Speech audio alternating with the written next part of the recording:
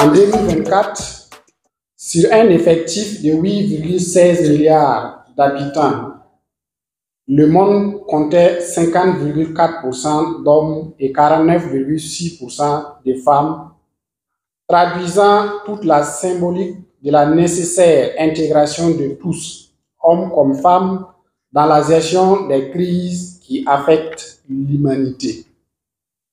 Cependant, force est de constater que les actes terroristes, les conflits armés, les pandémies, les événements, les dérèglements climatiques et les crises économiques, pour ne citer que ces défis auxquels fait face l'humanité, affectent de manière disproportionnée les personnes vulnérables en général, les femmes et les filles en particulier.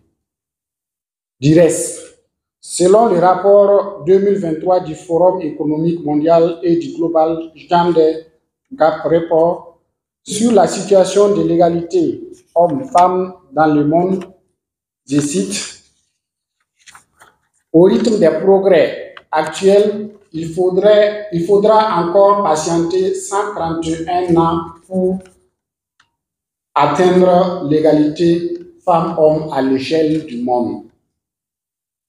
La principale cause de la fragilité notoire de cette importante partie du monde et partant du monde entier tient de la faible prise en compte du genre dans les mécanismes de prévention et de gestion des catastrophes.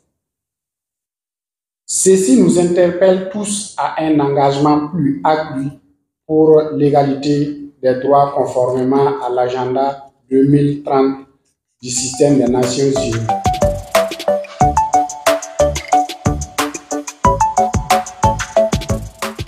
Le présent atelier qui nous réunit ce matin s'inscrit dans une dynamique stratégique car les catastrophes, souvent exacerbées par les changements climatiques, frappent avec une intensité croissante nos populations, compromettant ainsi les moyens d'existence de nos populations ainsi que l'agriculture, l'élevage, l'accès aux ressources naturelles et les équilibres sociaux.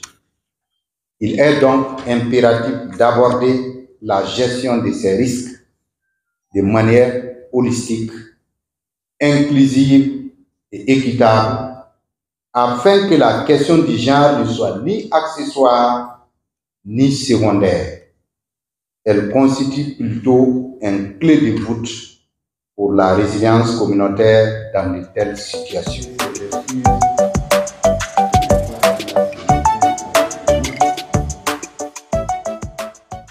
Ce dialogue politique a un double objectif.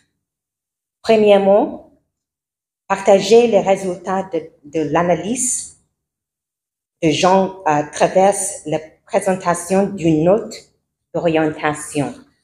Deuxièmement, solliciter de soutien pour la mise en œuvre des activités critiques orientées vers l'intégration du genre et l'autonomisation des femmes dans les actions de GRC au Burkina Faso. À la fin de ces discussions, nous voulons avoir un renouvellement des engagements en faveur de la cohérence des politiques en matière de genre et de réduction, gestion de risques, de catastrophes. 2. Une identification des pistes de collecte et d'utilisation de données ventilées par sexe.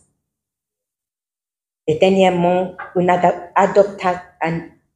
adoption de mécanismes de mobilisation des ressources pour soutenir les femmes et les groupes vulnérables vis-à-vis de la GRC au Burkina Faso.